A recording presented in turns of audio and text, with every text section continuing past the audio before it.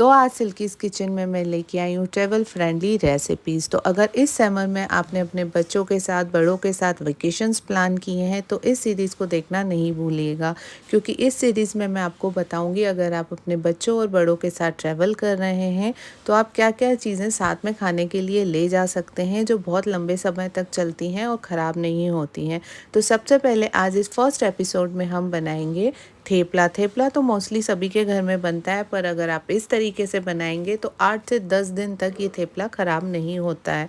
तो इसे बनाने के लिए हमने 1 कप कटोरी गेहूं का आटा और 1/4 कटोरी हमने बेसन डाला है, और साथ में हम डालेंगे अदरक, लहसुन और हरी मिर्च का पेस्ट, धुली हुई और कटी हुई बारीक मेथी, और इसमें अब हम डालेंगे कुछ मसाले जैसे लाल मिर्च पाउडर, जीरा पाउडर, सफ़ेद तिल, और इसमें हम डालेंगे हींग, थोड़ा सा गरम मसाला, नमक, जीरा पाउडर, और इसमें हम सबसे जो ज़रूरी चीज़ है वो डालेंगे मोइन। वैसे तो हम जब भी थेपले बनाते हैं तो हम उसमें दही या फिर मलाई का यूज़ करते हैं, पर हम दोनों डेयरी प्रोडक्ट का यूज़ नहीं करेंगे, जिससे हमारी शेल्फ़ लाइफ ख़राब हो जाएगी और कम भी हो जाएगी।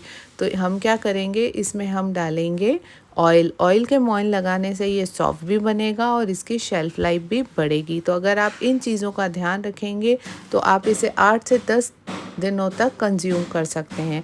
बस इसमें मोइन मिला के सारे मसालों को मिक्स करके पानी से हमें बिल्कुल ना टाइट डो गूंदना है और ना ही सॉफ्ट डो, इस तरीके से गूंदना है, और 5 मिनट के लिए हम इसे ढककर रेस्ट देने के लिए रखेंगे। और इसमें मैंने थोड़ी सी शुगर भी डाली है, क्योंकि मेरे बच्चों को थेपलों में शुगर बहुत ही ज़्यादा पसंद आती है। आप चाहें इसमें शुगर पाउडर भी डाल सकते हैं, और या फिर ऐसे ही शुगर जो हमारी शक्कर नॉर्मल होती है वो भी डाल सकते हैं। 5 मिनट के बाद हम इसकी छोटी छोटी लोइयाँ बनाएंगे। उस जिस तरीके से हम पराठे रोटियां सेकते हैं बस उसी तरीके से हम तवे पे सेकेंगे। बस आपको इसे ध्यान रखना है, इसे हम जो रोटियां बेलते हैं उसे थोड़ा सा पतला बेलना है, और क्या करना है, इसे हमें घी वगैरह में नहीं सेकना है, हमें इसे ऑयल में सेकना है, क्योंकि अगर आप घी में सेकेंगे तो इसकी शेल्फ़ लाइफ कम हो जाएगी। तो इन छोटी छोटी बातों का अगर आप ध्यान रखेंगे तो 8 से 10 दिन तक आप इसे ईज़िली कंज्यूम कर सकते हैं। तो ये देखिए, इस तरीके से मैंने सारे थेपलों को बेल लिया है, और मीडियम से लो फ्लेम पर हमें इसे सेकना है, हाई फ्लेम पर नहीं सेकना है, और ऑयल के साथ ही इसे सेकना है। लेकिन अभी तो मैं घी के साथ सेक रही हूँ, लेकिन आप जब भी इसे बाहर ले जा रहे हैं या आपके बच्चे हॉस्टल्स में पढ़ते हैं या बाहर घूमने जा रहे हैं तो आप ऑयल में इस तरीके से इन्हें सेक कर दे सकते हैं। तो ये देखिए, हमारे सारे थेपले बनके रेडी हो गए हैं, और ये खाने में इतने सॉफ्ट बनते हैं। आप इसे ब्रेकफास्ट में भी यूज़ कर सकते हैं, और कभी कभी अभी गर्मी इतनी ज़्यादा पड़ रही है कि हमें कुछ समझ में ही नहीं आता, तो हम बच्चों को लंच बॉक्स वगैरह में भी ऐसे दे सकते हैं। तो ये देखिए कितने सॉफ्ट बने हैं।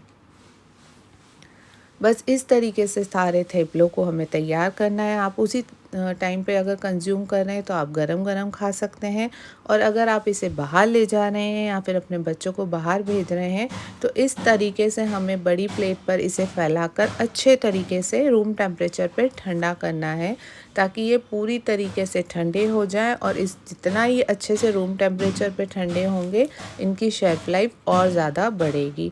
उसके बाद आप किसी भी एयर टाइट कंटेनर में या फिर ये जिप लॉक बैग में इस तरीके से आप इसे पैक करके रख सकते हैं।